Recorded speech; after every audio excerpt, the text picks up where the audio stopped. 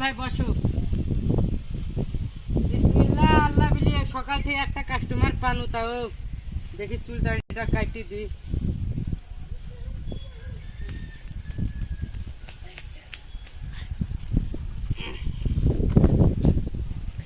জাপানি তেল দিয়ে কাটবো ভাই, কোনো ভয় করবে না, ঠিক আছে? কোনো ভয় নাই, কোনো ভয় নাই, জাপানি তেল।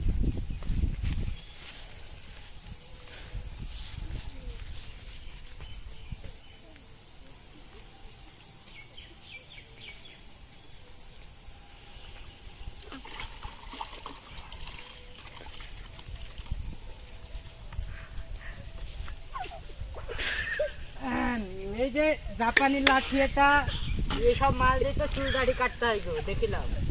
এইসব জিনিস কোনো যায় দেখেছো? কোনো সমস্যা নাই, জাপানি তেল দিয়ে ঘষবো আজ টিটকিরি। দেখি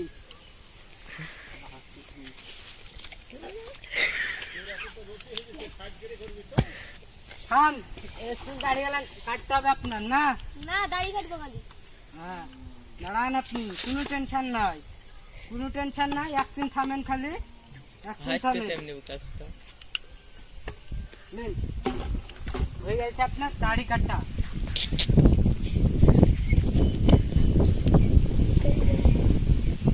দাড়িটা তো ভালো, ভালোই কাটা হলো। দাড়িটা ভালো কাটাই হবে, জাপানি তেল ফিটকিরি দিয়ে কাটনু। হ্যাঁ তোমার কত টাকা? 700 টাকা হলো। 700 টাকা দিবা না?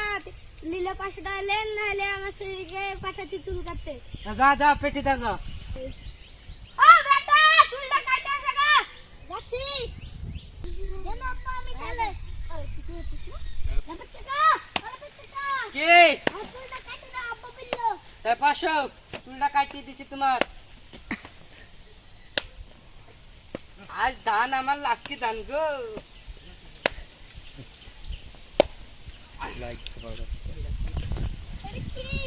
এটা তো হচ্ছে কাচি গো, জাপানি কাচি। এখন দেখেছো চুলটা চাই আমি।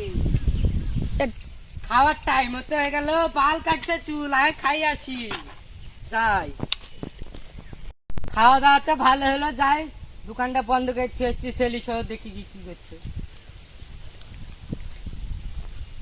কিরে তুই আমাকে বন্ধ করে রাখিস, থাম, আব্বুকে ডাকি আসছি। যা যা তোর বাপকে ডাক। আপা চলা, আমাকে কোন দোকানে পাঠাচ্ছিস? মাথা কিছু রাখি, গেট মেরে চলো। তাড়াতাড়ি দেখো।